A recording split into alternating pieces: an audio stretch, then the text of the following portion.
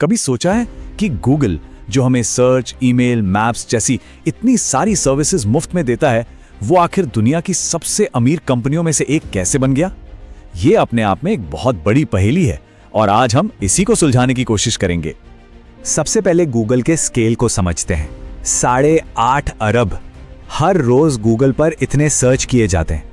मतलब अगर हम अंदाजा लगाएं तो इस दुनिया का हर इंसान रोज कम से कम एक बार तो कुछ ना कुछ गूगल कर ही रहा है। कमाल की बात है ना। और इतने ज्यादा इस्तेमाल का नतीजा क्या है? एक चौंका देने वाली कीमत। गूगल की जो मार्केट वैल्यू है वो करीब करीब $2 ट्रिलियन है। पता ही कितना होता है? ये दुनिया के कई देशों की टोटल जीडीपी से भी ज्यादा है। तो सवाल फिर से वहीं आ जाता है, अगर गूगल सर्च, जीमेल, मैप्स, यहाँ तक कि यूट्यूब भी सब कुछ मुफ्त है, तो फिर ये इतना पैसा आ कहां से रहा है? चलिए इस रहस्य से पर्दा उठाते हैं। अब गूगल के इस पूरे एम्पायर को समझने के लिए थोड़ा सा इसके इतिहास में झांकना पड़ेगा।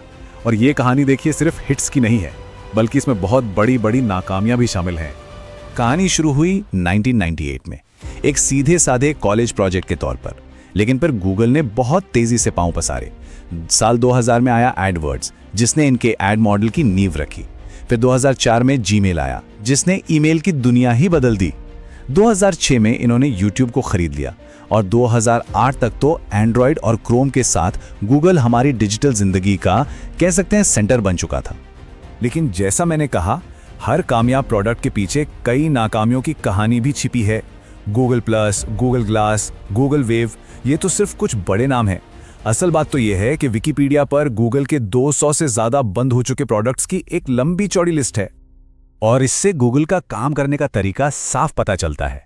बड़े दाव लगाओ और फेल होने से डरो मत। उनका ये जो पूरा एम्पायर खड़ा हुआ है ना, वो इसी रिस्क लेने वाले कल्चर पर बना है।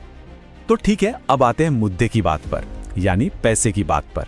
गूगल के रेवेन्यू को समझे बिना ये पहेली सुलझने वाली नहीं है।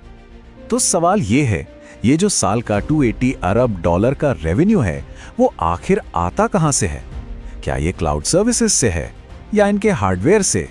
इसका जवाब सच कहूं तो जितना हम सोचते हैं उससे कई ज्यादा सीधा और सरल है। तो ये रहा जवाब गूगल के रेवेन्यू का। आप यकीन नहीं करेंगे, 85% हिस्सा सिर्फ एक चीज से आता है, और वो है विज्ञापन। जी हाँ, एडवर्टाइजिंग। असल में गूगल एक एडवर्टाइजिंग कंपनी है जो एक टेक कंपनी के चोले में छिपी हुई है।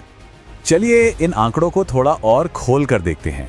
2022 में सिर्फ गूगल सर्च एड से $162 अरब की कमाई हुई।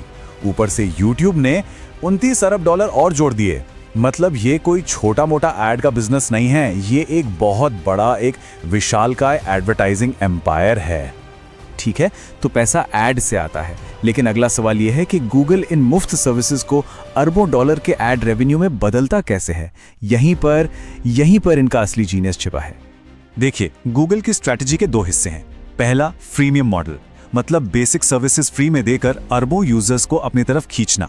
और दूसरा, जो कि सबसे जरूरी है, एक पावरफुल डेटा इंजन की तरह काम करना, जो गुमनाम तरीके से यूजर की हर एक्टिविटी को ट्रैक करता है।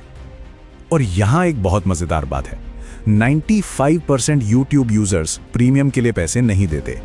95% जीमेल यूजर्स एक्स्ट्रा स्टोरेज नहीं खरीदते। क्यों? क्योंकि इस फ्रीमियम मॉडल का असल मकसद सीधे पैसा कमाना है ही नहीं, इसका असली मकसद है डेटा इकट्ठा करना। तो सवाल उठता है, गूगल कौन सा डेटा इकट्ठा करता है? आसान शब्दों में कहूं तो लगभग सब कुछ। क्या सर्च किया, कौन से वीडियो देखे, कहां कहां गए, उम्र क्या है, जेंडर क्या है, किस चीज में इंटरेस्ट है, ये सब गुमनाम तरीके से इकट्ठा किया जाता है एक प्रोफाइल बनाने के लिए। और इसी डेटा का इस्तेमाल करके गूगल हर एक के बारे में एक डिटेल्ड प्रोफाइल तैयार करता है, और फिर एडवर्टाइजर्स इसी प्रोफाइल तक पहुंचने के लिए गूगल को पैसे देते हैं। तो मुफ्त सर्विसेज के बदले में गूगल को मिलता है सबका अटेंशन। एक तरह से देखा जाए तो यहां प्रोडक्ट असल में खुद यूजर ही है। अब ये जो मॉडल है, इसने पिछले 2 दशकों से इंटरनेट पर राज किया है, लेकिन अब इसकी नींव में दरारें आने लगी हैं और इसके सामने 2 बहुत बड़े खतरे खड़े हैं। पहला खतरा है प्राइवेसी को लेकर बढ़ती चिंताएं। अब लोग अपने डेटा को लेकर ज्यादा जागरूक हो रहे हैं। सरकारें और रेगुलेटर्स भी डेटा कलेक्शन पर सख्ती कर रहे हैं। और सीधी सी बात है, कम डेटा मतलब कम असरदार विज्ञापन, और कम असरदार विज्ञापन मतलब गूगल के लिए कम रेवेन्यू। लेकिन जो दूसरा खतरा है वो शायद इससे भी कहीं ज्यादा बड़ा है। ये एक ऐसी टेक्नोलॉजी है जो सर्च के पूरे आइडिया को ही चैलेंज कर रही है, उस सर्च को जिसे हम इतने सालों से जानते और इस्तेमाल करते आए हैं। सोचिए जरा, जब हम गूगल पर कुछ सर्च करते हैं तो क्या मिलता है? लिंक्स और एड्स की एक लंबी लिस्ट, है ना? अब इसकी तुलना कीजिए एआई चैटबॉट से, जैसे कि ChatGPT। वहां क्या मिलता है? एक सीधा, सटीक, बिना किसी ऐड वाला जवाब।